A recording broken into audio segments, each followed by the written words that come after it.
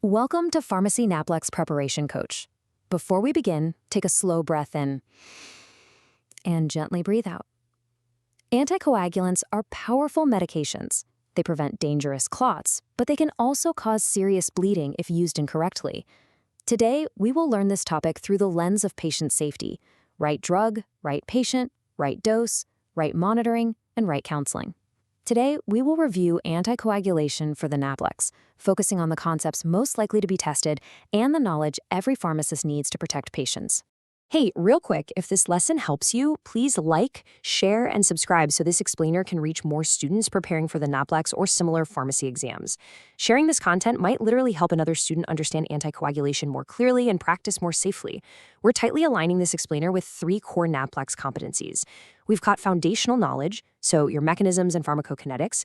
Then there's the medication use process, especially regarding high-alert medication safety. And finally, person-centered care, which is all about tailoring therapy and nailing that crucial patient counseling. Okay, let's dive into this. Here's our mental map for today. We'll hit cascade foundations and high alerts, heparins and managing HIT, warfarin and DOAC essentials, reversal agents and antidotes, clinical scenarios, and finally, patient safety and counseling. Let's get right into the mechanism to management pipeline. Section 1, Cascade Foundations and High Alerts, the origin of the clot. Now, the very first thing to keep in mind is that anticoagulants don't actually break down existing clots.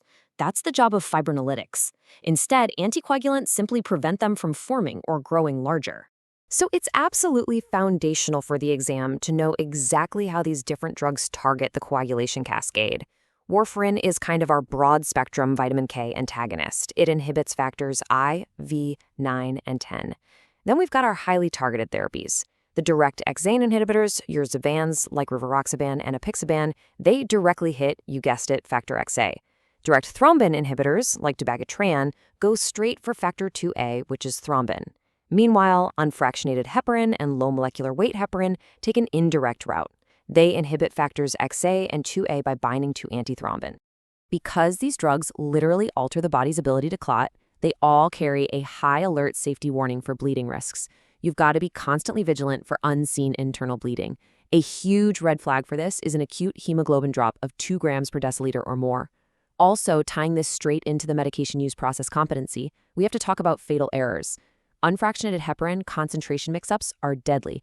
Accidentally giving a 10,000 units per ml treatment vial instead of 100 units per ml line flush has tragically killed patients. So always verify those concentrations, no exceptions.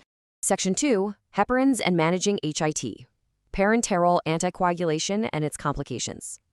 Let's transition over to our injectable anticoagulants, which are absolutely critical for immediate acute treatment of VTE and ACS.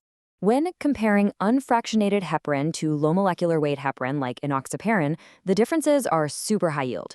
UFH gives you a rapid, immediate IV onset, but its response is totally unpredictable, which is why it requires rigorous APTT monitoring. LMWH, on the other hand, gives a much more predictable response, so routine monitoring usually isn't needed, unless it's for pregnancy or extreme obesity. But it does come with a strict boxed warning for spinal hematomas and patients getting neuroaxial anesthesia. Now, what's really interesting about this comparison is that while you use total body weight for dosing both of them, LMWH requires a crucial renal dose adjustment when the patient's creatinine clearance drops below 30 milliliters per minute. Let's do a quick active recall pit stop. What do you do if your patient's platelets suddenly tank? Well, if platelets drop by more than 50% from baseline, you must suspect heparin-induced thrombocytopenia, or HIT. Step 2, stop everything. Discontinue all heparin, LMWH, and, importantly, warfarin. Actually, warfarin is straight up contraindicated in acute HIT because of a severe risk of limb gangrene and necrosis. Step 3, treat. You'll start a rapid-acting non-heparin parenteral anticoagulant like argatroban, or you might use bivalirudin if they need urgent cardiac surgery. Section 3, Warfarin and DOAC essentials, oral anticoagulation management. Let's pivot to the outpatient mainstays for DVT, PE, and atrial fibrillation stroke prevention. Direct oral anticoagulants, or DOACs, have largely overtaken warfarin. Why? Because they don't require routine INR monitoring, and they just have way fewer drug interactions. So DOACs are generally the preferred choice for non-valvular atrial fibrillation. But, and this is a massive distinction for the NAPLEX, If a patient has moderate to severe mitral stenosis or a mechanical heart valve, DOACs are absolutely not approved. Those patients must use warfarin to prevent fatal valve thrombosis. No way around it. Here's another active recall question for you. Which oral factor XA inhibitor requires a dose reduction if the patient has two of the following criteria: age 80 or older, weight 60 kilos or less, or a serum creatinine of 1.5 or higher? Got a guess? The answer is apixaban. And hey, while we're on the topic of DOAC administration parameters, don't forget that rivaroxaban doses of 15 milligrams or higher absolutely must be taken with food for adequate absorption. Now, warfarin has a famously narrow therapeutic index. This is largely because it's a major target for CYP2C9 interactions. The big culprits that increase INR and skyrocket bleeding risk are amiodarone, fluconazole, metronidazole, and Bactrim. Starting a patient on amiodarone is a classic exam scenario. When that happens, a pharmacist must immediately and proactively slash the warfarin dose by 30 to 50%. Don't wait for a bleed to happen. You've got to protect the patient right away. Transitioning a patient off warfarin to a DOAC is a common but really high-risk process. So here's a novel memory aid to help you easily remember exactly when it's safe to initiate the DOAC as the patient's INR drops. Just remember to read. You stop warfarin and start rivaroxaban when the INR is less than 3, edoxaban when it's less than 2.5, apixaban when less than 2, and dabigatran when less than 2. Keep read in your back pocket for exam day to lock those numbers in. Section 4. Reversal agents and antidotes. Restoring hemostasis. So the crucial point is, what happens when a patient on an anticoagulant requires urgent surgery or has a life-threatening bleed? You literally have to have these antidotes memorized instantly. They're extremely high yield for the NAPLEX. If a patient is bleeding on unfractionated heparin or LMWH, you give protamine. For the direct thrombin inhibitor dabigatran, the specific life-saving antidote is idarucizumab, which goes by the brand name Praxbind.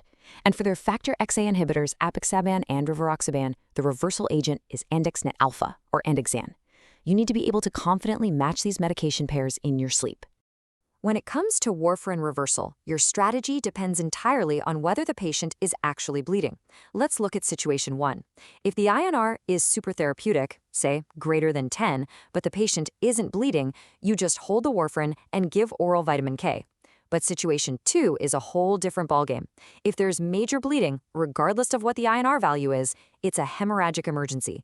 You hold the warfarin, administer slow IV vitamin K, and I emphasize slow because pushing it fast can cause anaphylaxis, and you give 4-factor prothrombin complex concentrate, or Kcentra, to immediately replenish those depleted clotting factors. Section 5. Clinical applications and scenarios.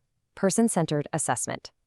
Let's transition into how pharmacists actually select therapy based on specific patient populations and conditions.